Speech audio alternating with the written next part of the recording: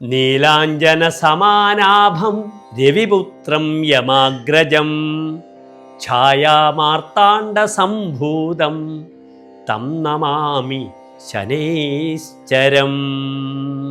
മഹാരാജി നമസ്തേ. നമസ്തേ മഹാരാജി, ഈ ശ്ലോകം ആരുടേതാണ്? നവഗ്രഹത്തിൽ ഈശ്വരനായി കൽപ്പിക്കപ്പെടുന്ന ശനിദേവന്റെ ശ്ലോകമാണ്. ഞാനിവിടെ ചൊല്ലിയത് നീലാഞ്ജന സമാനാഭം എന്നാണ്. പക്ഷെ വടക്കേ ഇന്ത്യയിൽ പോയാൽ അവിടെ ക്ഷേത്രങ്ങളുടെ ചുമരുകളിലും റെക്കോർഡ് ചെയ്യുന്ന അവസരത്തിലും നീലാഞ്ജന സമാഭാസം എന്നാണ് ചൊല്ലാറുള്ളത്. ഒരേ അർത്ഥം തന്നെയാണ്.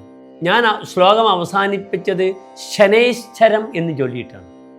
പക്ഷേ അവിടെയൊക്കെ ശനീശ്വരം എന്നും ചൊല്ലാറുണ്ട്. ഈ ശ്ലോകത്തിൽ രണ്ട് രീതിയിൽ ചൊല്ലിയാലും അർത്ഥത്തിന് വലിയ മാറ്റങ്ങളൊന്നുമില്ല. മഹാരാജി, ഈ പാശ്ചാത്യര് എങ്ങനെയാണ് ഈ ശനിയെ വിലയിരുത്തുന്നത്? നവഗ്രഹത്തിൽ സൂര്യനിൽ നിന്നും 6ാമത്തെ ഗ്രഹമാകുന്നു ശനി. സൗരയൂഥത്തിൽ വ്യാഴം കഴിഞ്ഞാൽ വലിപ്പത്തിൽ 2ാമത്തെ ഗ്രഹവുമാണ് ശനി. സൂര്യൻ ശനിയെ പ്രദക്ഷിണം വെക്കാൻ 2.5 വർഷം സമയമെടുക്കുന്നു. അതുകൊണ്ടാണ് ശനൈശ്ചരഃ, ശനേഹി പതുക്കെ സഞ്ചരിക്കുന്ന അർത്ഥത്തിലാണ് ശനൈശ്ചരഃ എന്ന നാമം ശനിദേവന് കൈവന്നത്. പിന്നെ റോമൻ ദേവനായ സാറ്റേണിൻ്റെ നാമവും ചിഹ്നമായ അരിവാളുമാണ് ശനിക്ക് ലഭിച്ചിട്ടുള്ളത്. എന്തൊക്കെയാണ് ഈ ശനീശ്വരന്റെ പര്യായ പദങ്ങൾ? രവിപുത്രഃ, സൗരി, കൃഷ്ണഃ, മന്ദഃ, അസിതഃ, ശനൈശ്ചരഃ, ശനീശ്വരഃ, കാകധ്വജഃ, കോണസ്ഥഃ, ബഭ്രു, ഛായാസുതഃ. ഇതൊക്കെ ശനിയുടെ പര്യായ പദങ്ങളാകുന്നു. ഭാരതീയ ചിന്തയിൽ ശനിക്ക് എപ്രകാരമാണ് പ്രാധാന്യം നൽകിയിട്ടുള്ളത്? ഭാരതീയ ഐതിഹ്യത്തിൽ സൂര്യൻ്റെ 2ാം ഭാര്യയായ ഛായയിലാണ് ശനി ഭൂജാതനായത്. ഛായാസുതഃ, ഛായയിൽ പിറന്നതുകൊണ്ടാണ് ഛായാസുതഃ എന്ന പേരും കൈവന്നത്. അസിതഃ, കറുത്ത രൂപമായിരുന്നു, അതുകൊണ്ടാണ് അസിതഃ എന്ന പര്യായവും കൈവന്നത്. പക്ഷെ ജനിച്ചപ്പോൾ തന്നെ സൂര്യനും ശനിയും പരസ്പര ശത്രുക്കളായിരുന്നു. അതുകൊണ്ട് ഗ്രഹങ്ങളുടെ ശത്രുമിത്രങ്ങൾ പറയുമ്പോൾ സൂര്യൻ്റെ ആദ്യത്തെ ശത്രുത്വം പറഞ്ഞത് ശനിയുമായിട്ടാണ്. ശത്രു മന്ദസിതവും. സൂര്യൻ്റെ ഏറ്റവും വലിയ ശത്രു ആരാണ്? മന്ദസിതൻ, ശനിയും ശുക്രനുമാണ്. തൻ്റെ ഗുരുവായ ശിവൻ ശനിദേവന് പ്രത്യേകം ഒരു അനുഗ്രഹം നൽകി. സത്കർമ്മികൾക്ക് എല്ലാവിധ ഐശ്വര്യവും, ദുഷ്കർമ്മികൾക്ക്, പാപികൾക്ക് അങ്ങേയറ്റം ശിക്ഷ നൽകാനുമുള്ള ഒരു അനുഗ്രഹം അദ്ദേഹത്തിന് ലഭിച്ചിട്ടുണ്ട്. പാണ്ഡവന്മാരും നളചക്രവർത്തിയും ഈ ശനീശ്വരനെ ഉപാസിച്ചത് കൊണ്ടാണ് വളരെ സമൃദ്ധമായ ഐശ്വര്യവും രാജ്യവും അവർക്ക് കൈവന്നത്. ശനിയുടെ കാരകത്വം എന്തൊക്കെയാണ്? ഓരോ ഗ്രഹങ്ങൾക്കും ഓരോ കാരകത്വമുണ്ട്. സൂര്യൻ പിതാവും ആത്മപ്രഭാവത്തെയും ചിന്തിക്കുന്നു. ചന്ദ്രൻ മനസ്സിനെയും അമ്മയെയും ചിന്തിക്കുന്നു. ഈ രീതിയിൽ മൃത്യുർവ്യാധിശ്ച ദുഃഖം ശനിരിഹ ഗതിതോ ദാസഭൃത്യാദി ഗോപി. ദാസന്മാരെയും വേലക്കാരെയും ഭൃത്യന്മാരെയും ചിന്തിക്കുന്നത് ശനിദേവനെ കൊണ്ടാണ്. പിന്നെയോ മൃത്യു, മരണം, രോഗം, അരിഷ്ടതകൾ, ദുഃഖം, ക്ലേശങ്ങൾ, ഇതൊക്കെ ചിന്തിക്കുന്നു ശനിദേവനെ കൊണ്ട്. അതുകൊണ്ടാണ് ഇത്രയധികം പ്രാധാന്യം നവഗ്രഹത്തിൽ ശനിക്ക് വന്നത്. ജാതകത്തിലുള്ള ശനിദശയും കണ്ടകശനിയും 7ര ശനിയും ഇതുമായി വല്ല ബന്ധമുണ്ട്? കണ്ടകശനി, 7ര ശനി, അഷ്ടമശനി ഇത് ജാതകവുമായി യാതൊരു ബന്ധവുമില്ല. ഇത് ചന്ദ്രാൽ നാം ഫലം പറയുന്നതാണ്. ജാതകത്തിൽ ശനി എവിടെ നിൽക്കുന്നു, ആ ശനിയുടെ ദശ, അപഹാരം, ഛിദ്രം, ഇത് പറയുമ്പോഴാണ് ശനിയുടെ പ്രാധാന്യം നാം പറയുന്നത്. പക്ഷെ ചന്ദ്രാൽ ബന്ധപ്പെട്ട് കിടക്കുന്നു കണ്ടകശനി. എന്താണ് ശരിക്കും കണ്ടകശനി? ചന്ദ്രാൽ 1ാം ഭാവം, ചന്ദ്രലഗ്നത്തിന് പ്രാധാന്യമില്ലാതെ 4, 7, 10 ഭാവങ്ങളിൽ ശനി നിൽക്കുന്നതാണ് കണ്ടകശനി.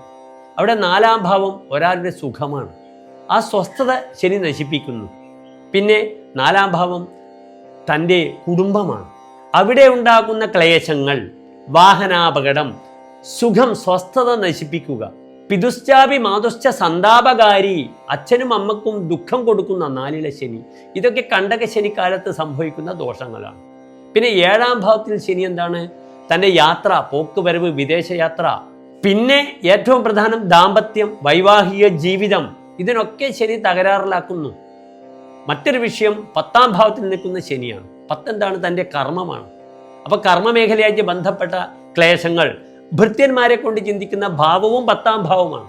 ഇതൊക്കെ ഈ കണ്ടകശനി ബുദ്ധിമുട്ടാക്കും. 7ാം ശനിയാണെങ്കിലോ ചന്ദ്രൻ നിൽക്കുന്ന രാശിയുടെ 12, 1, 2 ഈ ശനിയുടെ ചാരവശാലുള്ള സഞ്ചാരത്തെയാണ് 7ാം ശനി എന്ന് പറയുന്നത്. ഇപ്പോൾ 7ാം ശനി ഉള്ളത് മകരം, കുംഭം, മീനം രാശിക്കാർക്കാണ്. എന്ന് വെച്ചാൽ ഉത്രാടത്തിൻ്റെ 3/4 ഭാഗം, തിരുവോണം, അവിട്ടത്തിൻ്റെ ആദ്യത്തെ 30 നാഴിക ഇത് വരുന്ന മകരൻ രാശി. ഈ രാശിക്കാർക്ക് ഇന്ന് ശനി 2ാം ഭാവത്തിലാണ്. ജന്മശനി അവിട്ടത്തിൻ്റെ അവസാനത്തെ 30 നാഴിക, ചതയം, പുരൂരുട്ടാതി നക്ഷത്രത്തിൻ്റെ ആദ്യത്തെ 45 നാഴിക ഇവർക്കിന്ന് ജന്മശനിയാണ്. 12ാം ഭാവത്തിൽ ആർക്കൊക്കെ? മീനൻ രാശിക്കാർക്ക് പുരൂരുട്ടാതി നക്ഷത്രത്തിൻ്റെ അവസാനത്തെ 15 നാഴിക, ഉത്രട്ടാതി, രേവതി ഈ നക്ഷത്രക്കാർക്ക് ഇന്ന് 12ലാണ് ശനി. ഇതാണ് 7ാം ശനിക്കാലം. പക്ഷെ ഇവിടെ ജന്മശനി വളരെ കാഠിന്യമുണ്ടെന്ന് പറയുന്നുണ്ടെങ്കിലും ഈ കുംഭം രാശിക്കാർക്ക് മൂലക്ഷേത്ര ബലമുള്ള രാശിയാകുന്നു ശനി. അതുകൊണ്ട് പ്രാർത്ഥനയിലൂടെ വലിയൊരളവിൽ ഈ ദോഷം പരിഹരിക്കാവുന്നതാണ്. പഴമക്കാരൊക്കെ പറയുന്ന കേൾക്കാം, ഈ കണ്ടകശനി കൊണ്ടേ പോകുന്നു. അതിനെക്കുറിച്ച് ഒന്ന് പറയാം. ഞാൻ നേരത്തെ അങ്ങയോട് സൂചിപ്പിച്ചു കഴിഞ്ഞു. കണ്ടകശനി ഉണ്ടാക്കുന്ന ദോഷങ്ങൾ സ്വസ്ഥത, സമാധാനം തീരെ തകർക്കുന്നു. ഇന്ന് ആർക്കൊക്കെയാണ് കണ്ടകശനി നമുക്ക് ചിന്തിക്കാം. ഇന്ന് കണ്ടകശനി ഉള്ളത് ഇടവം രാശിക്കാർക്കാണ് പ്രധാനമായിട്ടും. അവർക്കിന്ന് 10ൽ കർമ്മസ്ഥാനത്ത് ശനിയാണ്. പക്ഷെ അവിടെ ശനി മൂലക്ഷേത്ര ബലവാനാണ്, 45 ഡിഗ്രി ബലവാനാണ്. അതുകൊണ്ട് പ്രാർത്ഥനയിലൂടെയൊക്കെ ഇവർക്ക് പരിഹാരം കാണാവുന്നതാണ്. കാർത്തിക നക്ഷത്രത്തിൻ്റെ അവസാനത്തെ 45 നാഴിക, രോഹിണി, മകരം നക്ഷത്രത്തിൻ്റെ ആദ്യത്തെ 30 നാഴിക ഇത് വരുന്ന ഇടവൻ രാശിക്കാർക്ക് ഇന്ന് കണ്ടകശനിയുണ്ട്. പിന്നെ കണ്ടകശനിയുള്ളത് മകം, പൂരം, ഉത്രം നക്ഷത്രത്തിൻ്റെ ആദ്യത്തെ 15 നാഴിക വരുന്ന ചിങ്ങം രാശിക്കാർക്കാണ്. ഇവർക്കും കുറേ ക്ലേശങ്ങൾ, യാത്രാ ദുരിതങ്ങളും വൈവാഹികമായ ക്ലേശങ്ങളൊക്കെ സംഭവിക്കാവുന്നതാണ്. പിന്നെ വൃശ്ചികം രാശി, വിശാഖം നക്ഷത്രത്തിൻ്റെ അവസാനത്തെ 15 നാഴിക, അനിഴം, തൃക്കേട നക്ഷത്രം ഇവർക്കിന്ന് 4ാം ഭാവത്തിൽ ശനിയാണ്. പക്ഷേ ഈ കണ്ടക ശനിക്കാലത്ത് ഗൃഹനിർമ്മാണവും ഭൂമി വാങ്ങലും ഒക്കെ നടക്കും. ശനി വളരെ ബലവാനാണ്. ഞങ്ങൾ പുതിയ ഭവനം നിർമ്മിച്ച് വീട്ടിൽ കൂടിയത് ഈ കണ്ടകശനിയുടെ കാലത്താണ്. ഒരു ബുദ്ധിമുട്ടും ഉണ്ടായിട്ടില്ല.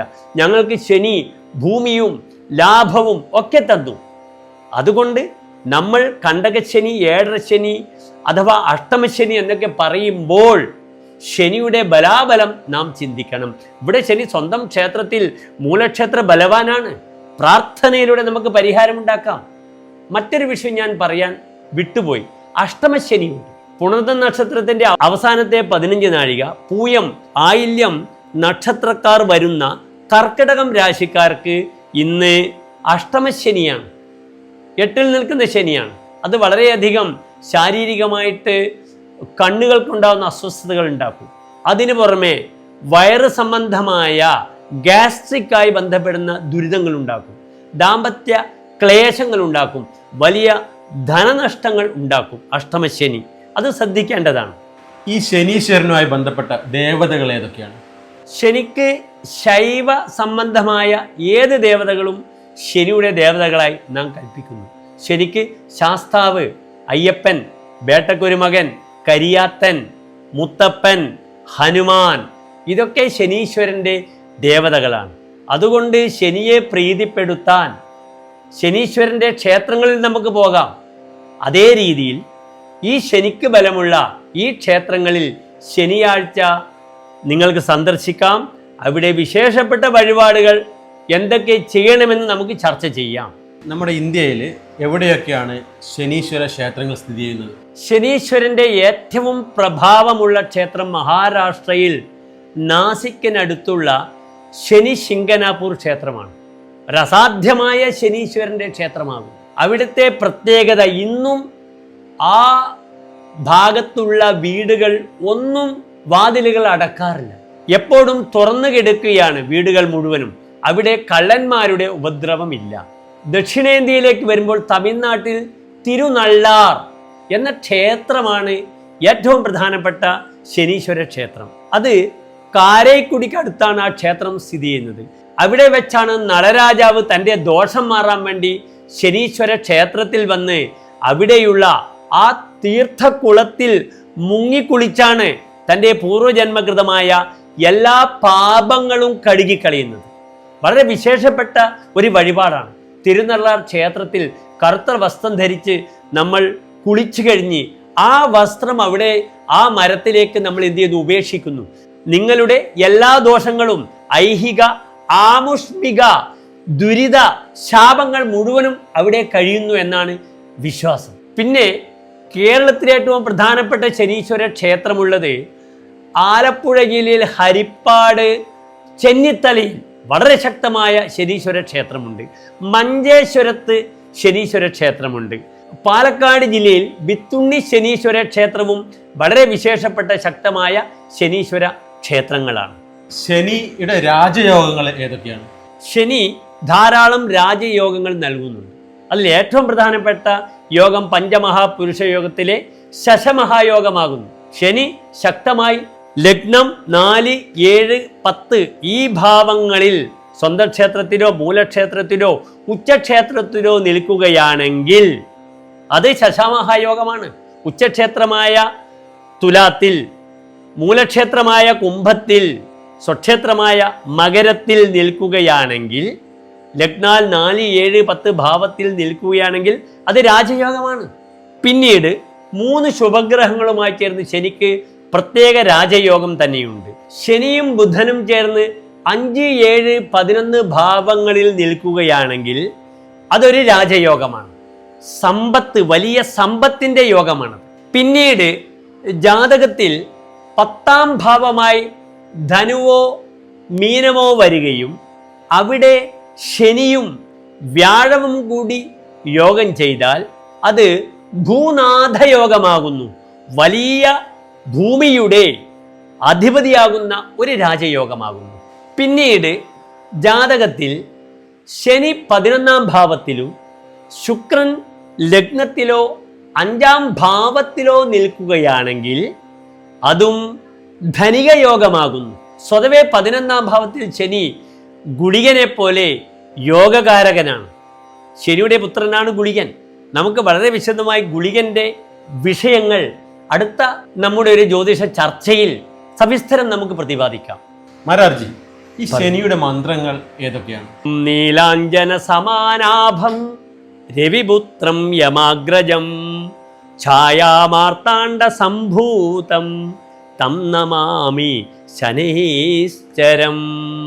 അപ്പൊ നീലാഞ്ജനത്തിന്റെ കറുത്ത കൺമഷിയുടെ നിറത്തോടു കൂടിയവനും സൂര്യന്റെ പുത്രൻ രവിപുത്രനും യമന്റെ അഗ്രജനും, യമന്റെ ജ്യേഷ്ഠനാണ് അദ്ദേഹം. അതുകൊണ്ടാണ് ധാർമ്മികത ശനി നിലനിർത്തുന്നത്. ഛായാ മാർത്താണ്ഡ സംഭൂതം, മാർത്താണ്ഡനി സൂര്യനി ഛായ എന്ന ഭാര്യയിൽ പിറന്ന തം നമാമി, ആ ശനീശ്വരനെ ഞാൻ നമസ്കരിക്കുന്നു. വളരെ ലളിതമായി നമുക്ക് ചെല്ലുവാനുള്ള മന്ത്രം ഓം ശം ശനീശ്വരായ നമഃ. എനിക്ക് ശനീശ്വരൻ ശം സുഖം തരട്ടെ. ഈ മന്ത്രങ്ങളൊക്കെ ചെല്ലുമ്പോൾ ചിന്മുദ്രയിൽ ഇരുന്നു കൊണ്ട് നിങ്ങൾക്ക് ചെയ്യാവുന്നതാണ്. എല്ലാ മന്ത്രങ്ങളും 108 തവണയാണ് ജപിക്കേണ്ടത്. പക്ഷെ നിങ്ങൾക്ക് ആ 9ന്റെ ഗുണിതങ്ങൾ 9, 18, 27, 36 ഈ രീതിയിൽ സാവധാനം പ്രാക്ടീസ് ചെയ്യാം. എന്നിട്ടതിനെ ഈ 108 എന്ന സംഖ്യയിൽ നിങ്ങൾക്ക് എത്തിക്കാം. ശനി എത്രത്തോളം നിങ്ങൾ ശനിയോട് അടുക്കുന്നു, പ്രാർത്ഥിക്കുന്നു, അത്രത്തോളം നിങ്ങൾക്ക് വലിയ റിസൾട്ട് തരുന്ന ഒരേ ഒരു ഗ്രഹം ശനീശ്വരൻ മാത്രമാണ്. എൻ്റെ കൂടെ ഇവിടെ ആങ്കറിങ്ങിന് വന്ന് ചോദ്യങ്ങളൊക്കെ നമ്മോട് ചോദിക്കുന്നത് ശ്രീ സുധീഷ് കീഴ്ത്തള്ളിയാണ്. ഇദ്ദേഹവും കണ്ണൂർ മൗണ്ടെയിൻ എന്ന യൂട്യൂബ് ചാനൽ നടത്തുന്നുണ്ട്. അതിൽ പ്രത്യേകിച്ച് ഇദ്ദേഹം പരിസ്ഥിതിയോട് പ്രാമുഖ്യമുള്ള വിഷയങ്ങളാണ് ഇദ്ദേഹം ചർച്ച ചെയ്യുന്നത്. ഞാൻ ശ്രീ സുധീഷിനെ പരിചയപ്പെടുമ്പോൾ നിങ്ങൾക്ക് ഓർമ്മയുണ്ടോ? നമ്മൾ പരിചയപ്പെട്ട ദിവസം ഓർമ്മയുണ്ട്. ഒരു മാങ്ങയിലാണ്. അതെ, അദ്ദേഹം എനിക്ക് സമ്മാനമായി നൽകിയത് ഭൗമ സൂചികയിൽ ഇടം പിടിച്ച കുറ്റ്യാട്ടൂർ മാങ്ങയാണ് അദ്ദേഹം എനിക്ക് തന്നത്. അങ്ങനെയുള്ള 200 മാവിൻ തൈകൾ വർഷം അദ്ദേഹം സ്വയം ഉണ്ടാക്കി സൗജന്യമായി പല സ്ഥലങ്ങളിലും വിതരണം ചെയ്യുന്നു. പരോപകാരാർത്ഥമിതം ശരീരം എന്ന ഒരു തത്വം പോളിസിയുള്ള നല്ലൊരു സുഹൃത്താണ് ഇദ്ദേഹം.